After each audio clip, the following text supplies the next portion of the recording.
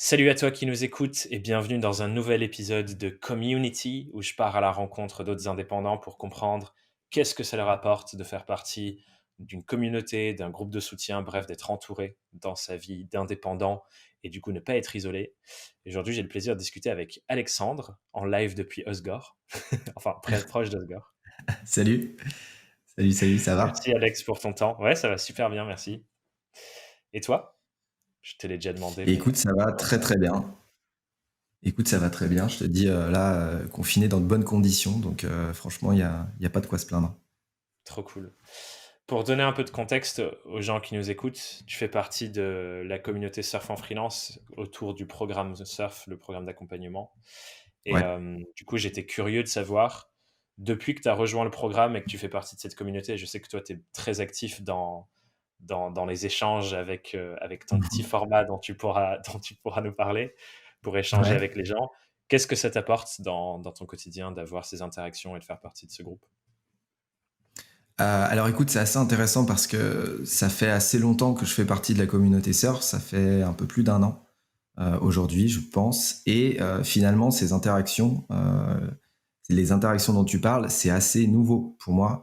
Ça fait très peu de temps, en fait, que je me suis décidé à m'investir dans cette communauté, à poster des messages, à être plus dans l'échange, à la fois en one-to-one, mais aussi dans les échanges qu'on se fait en visio, en groupe. Et ça, en fait, c'est quelque chose qui a mis pas mal de temps à mûrir, en fait, de mon côté. Quand je suis arrivé sur Surf, c'était vraiment pour le côté e-learning, en fait, le côté Mmh. apprentissage. Et la communauté, j'ai mis un peu de temps en fait à comprendre, à visualiser quel était l'apport pour moi. Et il y a eu un moment où je me suis dit, et ça part d'ailleurs d'un échange de groupe en fait qu'on a eu avec pas mal de gens dans la communauté. Je me suis dit qu'en fait, ce qui me manquait beaucoup dans mon business, c'est le fait de communiquer, c'est le fait d'être à l'écoute des gens, pas nécessairement avec un objectif de vente, un objectif de conversion, de prospection, mais plus d'être dans l'écoute des problématiques des autres et Mmh. d'être plus dans une dynamique d'échange. Juste en me disant, eh ben, vas-y, je vais parler juste avec cette personne, vraiment one-to-one, et on va voir ce que ça donne. Et tout est un peu parti de là, c'était vraiment il y a pas longtemps, c'était il y a 2 3 mois. Et en fait, depuis, c'est incroyable à quel point je vois la valeur concrète qu'il y a dans ces échanges pour moi, mais comme tu le disais aussi, je pense que c'est quelque chose qui va un peu au-delà de tout ça, qui permet de stimuler des échanges et d'apporter un peu de la richesse à tout le monde. Ouais. Et voilà, et c'est hyper riche. Donc, en gros, ce qui s'est passé, c'est qu'en gros, j'ai tout simplement posté des. Alors, il y a deux choses. Il y a d'abord des liens Calendly que je mettais donc sur le groupe pour stimuler un peu des échanges, provoquer des réunions un peu en one-to-one et apprendre à connaître vraiment les différentes personnes qui font partie de cette communauté. Parce que finalement, bah, tu vois, on interagit à travers certains feeds, certains messages, mais globalement, on se connaît pas forcément très bien, tu vois, en direct. Donc, il y avait déjà cet aspect, bah, connaître cette personne, tu vois, qu'est-ce qu'elle fait, quelles sont ses problématiques. Et déjà, ça, c'est hyper riche, peut-être qu'on en parlera après. Et le Mmh. deuxième élément, c'est le côté communication personnelle. J'ai toujours eu beaucoup de mal à écrire et à parler en fait un peu de moi, à parler de mon quotidien en tant que freelance. Et en tout cas, ce Slack et par extension cette communauté, c'était à un moment un peu un bêta-test. Pour moi, je l'ai un peu vu comme ça, de me dire, bah, tu sais quoi, je me suis fait un récap écrit de ce qui s'est passé la semaine dernière, qu'il se soit passé un truc de fou ou pas, en fait, tu vois, mais juste, Ouais. voilà, il s'est passé ça, j'ai appris telle chose, et ben, tu sais quoi, je l'écris et je le publie, en fait, on verra, si ça se trouve, ça va intéresser personne, et tant pis, et voilà, c'est juste un message, tu vois. Et déjà, rien que ça m'a complètement désinhibé. Alors, je suis pas là maintenant à faire des articles médiums de 2000 mots, hein, c'est pas ça, mais disons que ça m'a pas mal stimulé. Je continue un peu à le faire, j'essaie de continuer à le faire, tu vois, mais en tout cas, c'était aussi extrêmement riche comme expérience. Donc ça, c'est voilà, c'est un Mmh. peu les deux aspects de la communauté surf qui m'ont vraiment, qui Ouais. m'apportent toujours beaucoup aujourd'hui. Ce que j'entends du coup, c'est il y a 2 choses. J'entends, à la fois le côté, apprendre de l'autre dans les échanges et quand tu discutes avec lui et quand tu t'intéresses à son vie, tu as utilisé le mot-clé écoute, qui est un mot qui me parle Mm. beaucoup dans la démarche pour plein de raisons. Et j'entends aussi l'autre côté qui est, bah, c'est un espace un peu de confiance où tu sais que tu peux tester des Mm. choses, passer à l'acte Exactement. sur des trucs où tu te sentais peut-être pas forcément à l'aise au début et tu sais que ça va être accueilli et potentiellement découler sur, revenir sur le premier truc bah, ça va recréer de l'échange, recréer des interactions avec ces personnes qui vont parler de leur expérience sur ce sujet-là. Et du coup, c'est un cycle hyper intéressant Ouais. tu vois, moi, j'y vois un cercle vertueux, quoi. Exactement. Et tout part de l'écoute, en fait. Et ça, c'est quelque chose, et c'est un peu compliqué à avouer pour moi, mais c'est quelque chose que j'avais pas compris à la base. Mmh. C'est que d'une certaine manière, j'étais dans une démarche où je me disais, c'est à moi d'aller puiser, c'est à moi d'aller trouver quelque chose. Mais en fait, non, juste rien que le fait de poser pendant 45 minutes avec une personne qui n'est pas de ligne directrice, juste tu dis, bon, écoute, salut, on s'est jamais parlé, parle-moi de ce que tu fais, présente-toi, ah bah, ah, tu fais ça, t'es en train de déménager, mais pourquoi, ah, tu utilises telle solution pour faire ça, ok, vas-y, on en parle. Enfin, à chaque fois, en fait, chaque call que j'ai eu avec une personne de la communauté, j'ai dû en avoir une bonne quinzaine jusqu'à maintenant, mais à chaque fois, c'était incroyable. Et à chaque fois, c'était complètement différent. Il n'y en a aucun qui se ressemblait. Et juste, il y avait ce moment d'écoute où déjà, toi, ça te repose d'une certaine manière. Et en même temps, ça te stimule. Et c'est fascinant, Mmh. en fait, parce que tu ressors justement de cet appel. Et il y a une énergie incroyable, en fait, qui résulte de ça. Grave, grave. C'est ouf, je trouve la place que peut tout ce que peut te donner une interaction humaine et je pense que c'est ça qui est hyper important aussi pour Mm. les gens qui nous écoutent quand on est indépendant. Je pense qu'on peut vite tomber dans cette croyance que être indépendant, ça veut dire tout faire tout seul. C'est-à-dire tu es Ouais, seul dans ton exactement. business, donc c'est toi qui dois Exactement. tout construire, tout réfléchir, tout machin, alors qu'en fait, Ouais. c'est vraiment pas le cas. C'est pas le cas du tout. C'est pas le cas du tout. Et je vais même aller plus loin que ça. Dans cette démarche de communiquer un peu plus sur ce que tu fais, mais être plus dans l'écoute avec les autres, je me suis aussi ouvert à des potentiels, et je vais mettre ça vraiment entre guillemets, des potentiels concurrents. Mmh. Et alors là, on va un peu plus loin que ça, parce qu'il n'y a pas forcément de concurrents directs, enfin de personnes qui font de la vidéo comme moi dans la communauté surf, mais à travers cette première expérience avec la communauté surf, je me suis dit, mais attends, tu sais quoi, j'ai vu quelques personnes intéressantes sur LinkedIn, je vais faire pareil, je vais aller leur parler, je vais leur dire salut, est-ce qu'on peut se présenter, parle-moi un peu de ce que tu fais. Et je me suis retrouvé à échanger avec des personnes qui globalement faisaient exactement le même métier que moi. Et que j'aurais pu voir justement en restant planqué derrière mon ordi et à me dire, waouh là là, putain, ils font comme moi, oh là là, leurs vidéos c'est trop stylé, aïe aïe aïe, ça fait trop peur et tout.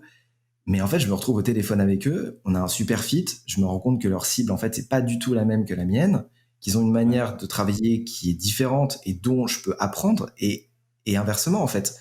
Euh, et tout ça, encore une fois, ces échanges humains, j'en tirais une richesse incroyable. Et là, on est vraiment dans quelque chose qui, pour moi, était mais radicalement nouveau, en fait. Parler à des Mmh. concurrents, c'est un truc que j'aurais jamais imaginé faire ça, mais finalement, c'est aussi énormément porteur de valeur, tu vois. C'est clair, c'est clair. Et je pense que, tu vois, ce truc que tu as vécu, je me souviens, on en avait parlé en faisant cette expérimentation-là, c'est le shift de paradigme où tu passes du moment où tu te dis, il y a un gâteau qu'on se partage tous et plus mes concurrents, entre guillemets, ont une part de ce gâteau plus grande, bah, plus moi elle est petite, à l'étape d'après où tu te dis, en fait, tout le monde a une place différente à prendre, ça sera jamais vraiment Ouais. pareil. On va peut-être travailler pour les mêmes clients à différents moments, pour différentes raisons, pour différents projets, et c'est tout à fait OK parce que on n'est pas limité, quoi. C'est pas comme s'il y avait un Ouais. plafond de verre et on se battait tous pour aller le taper, quoi. Mais Et ce exactement. shift-là, il est hyper important, je Mais trouve. carrément. Et en fait, c'est aussi dans le fait de se dire, tu as parlé du gâteau, mais en fait, on navigue pas dans un univers fini, dans un univers délimité. Le gâteau, on sait, ça donne l'impression qu'on on a un gâteau, il y a tant de parts, il faut prendre la sienne. Mais en fait, c'est un océan. Un océan, d'une certaine manière, c'est infini, tu vois. C'est-à-dire que le gâteau, il est énorme, il a une taille incroyable, tu vois. Et dans les échanges que j'avais justement avec ces personnes-là, je me rendais encore plus compte de la taille de ce marché, en fait. Je me disais, mais attends, mais en fait, il me parle de vidéo, mais déjà, on est différent dans les méthodes, mais en plus, si on prend en compte les verticales qu'on est en train d'adresser, mais ça a tellement rien à voir qu'il y a un océan de possibilités en fait à aller Ouais. chercher. Donc oui, effectivement, ce shift de paradigme est assez important. Ouais. Et puis tu passes du coup presque de la vision de c'est des concurrents à la vision de ah en fait on est presque collaborateurs et on peut faire des choses ensemble Partenaire, pour faire des choses encore plus grandes quoi. exactement, des potentiels partenaires. Et c'est déjà le cas en fait. Ça m'est déjà arrivé d'échanger avec certaines personnes sur ah bah tiens, j'ai vu que tu avais fait tel type de presta, moi je l'ai jamais fait, ça te dit on peut essayer de faire quelque chose ensemble et tout. Donc Ouais. ouais, non mais carrément, Et ça c'est carrément. clairement je trouve tu vois ce que j'entends par les mots communauté, collectif, tout ça, la partie co au début, qui est Mmh, genre faire des choses ensemble pour moi et collaborer, c'est la même chose. Pour moi, c'est tout dans la même dynamique. Et mmh. tu vois, c'est marrant, je viens de me rendre compte, concurrent, il y a le même truc au début. Ouais, C'est le même truc au ouais, début. ouais. Et du coup, je me dis, en fait, on le définit mal, quoi. On On le le définit définit mal, mal on a et on peut avancer ensemble. Et c'est ça que j'entends par, tu vois, quand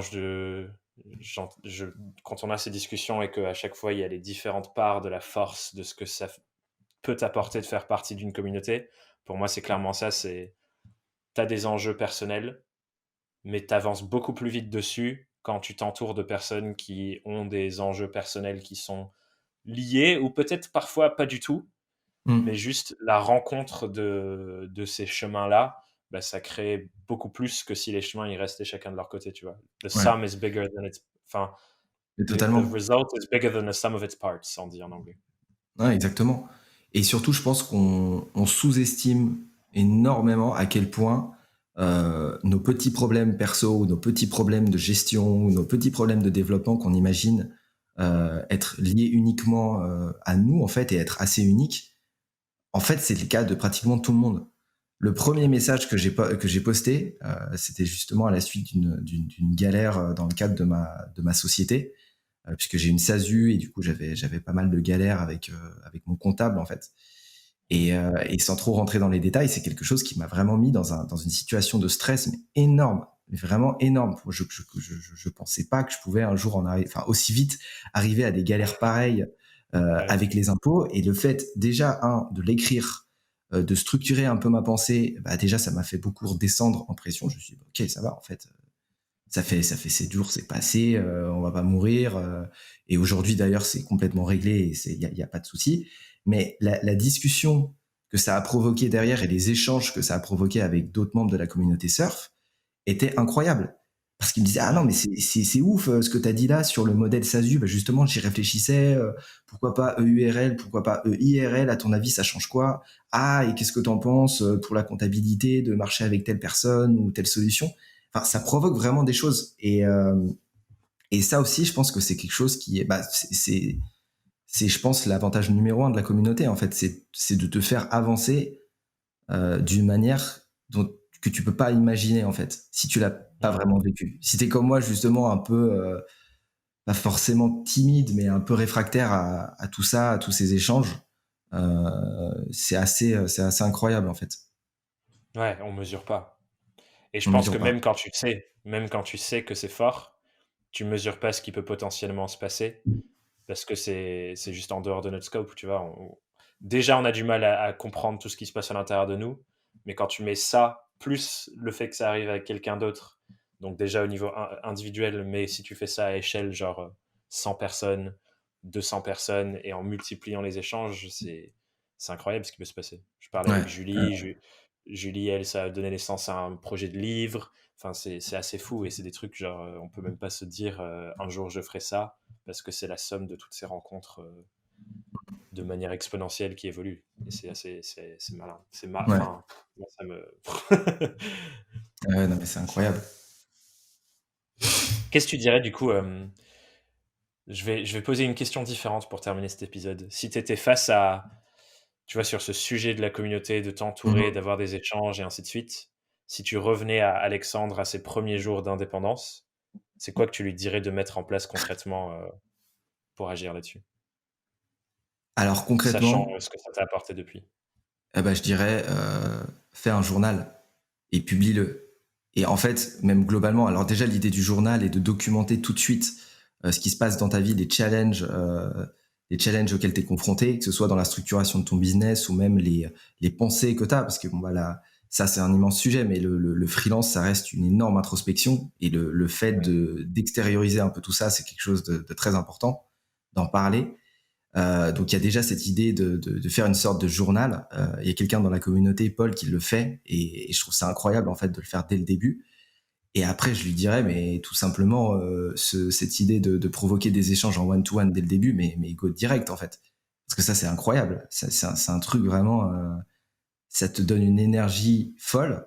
Et combiné justement au fait de parler, de provoquer l'échange par l'écrit, bah, ça fait que Mmh. tu es tout de suite dans une émulation, en fait, dans une émulation collective qui est incroyable, en fait, pour tout le monde, pour toi, mais aussi pour les autres, en fait. Et ça, je pense que mon Alex du début s'en rendait pas du tout compte.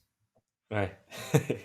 Et que ça pourrait l'apporter, dès le début sur ce genre de choses parce que clairement ça Ouais, crée, comme tu dis, un flow d'avancement qui est assez fou et tu fais des pas en avant beaucoup plus rapidement sur des sujets où tu peux te prendre la tête pendant des jours, des semaines et des mois parfois parce que tu ouais, es dans ta seule, juste dans ta tête et t'extériorises ouais, pas donc je te rejoins à fond exactement. sur les 2 choses. Et la phase de lancement est aussi hyper importante pour ça, en fait. Parce qu'au début, on est confronté à des milliers de problématiques, à des milliers de choses à régler, à se dire: «Attends, il faut que je crée mon site web». Tain, le site web, c'est un exemple génial ça. T'en es où dans le Grave. développement de ton activité? Ah bah non, mais là, faut que je fasse mon site web. Alors que ouais, OK, c'est important un site web, mais c'est pas à moins d'être développeur ou d'avoir cette activité-là, c'est pas important en fait pour toi. L'important, c'est tes clients, c'est tout de suite de commencer à kicker, à commencer à aller chercher les premiers signes du marché. Mais quand tu es tout seul et que tu parles, et t'as pas forcément de freelance autour de toi ou de gens qui sont confrontés aux mêmes problématiques, tu peux pas le savoir ça. Tu es dans ta bulle, tu es dans ton tunnel à te dire mais il faut que je fasse ça, il faut que j'aille là-dessus. Alors qu'en fait, c'est pas forcément les bonnes priorités, tu vois, c'est pas forcément la bonne route à prendre. Ouais. Mais c'est sûr que si tu es tout seul, tu peux pas forcément savoir. Moi, c'est plein de choses. Tout ce que je te dis là, c'est juste que j'ai vécu, hein, des mois et des mois à passer sur des trucs qui, là, avec le recul, je me dis, mais attends, mais si déjà j'en avais parlé à quelques personnes de la communauté, je pense qu'il y en a beaucoup, enfin, il y a beaucoup de chances pour qu'on m'ait dit, mais non, mais en fait, ça sert à rien ce que tu fais là, mets ça de Ouais, côté, tu verras concentre-toi plus tard, ailleurs. concentre-toi Ouais. là-dessus, tu vois. Donc, surtout dans la phase de lancement, je pense que c'est un vecteur de réussite incroyable, la communauté. Mmh. Merci beaucoup pour tout ton partage, Alex. Avec S'il y a des plaisir. gens qui nous écoutent, qui veulent, en savoir plus sur ton travail, venir, te sonder si ce sont tes concurrents pour discuter avec toi, où est-ce que je les envoie? Sur LinkedIn, Alexandre Mailleux et également mon site internet alexandremailleux.com qui est enfin terminé OK. du coup. Après ce temps. Du coup, après tout ce Je le temps. mettrai, en description de l'épisode. Trop Top. cool. Mais merci beaucoup, Alex, c'était chouette et bonne semaine Merci à toi. Thomas. Yes, toi aussi. Ciao. Ciao. Ciao.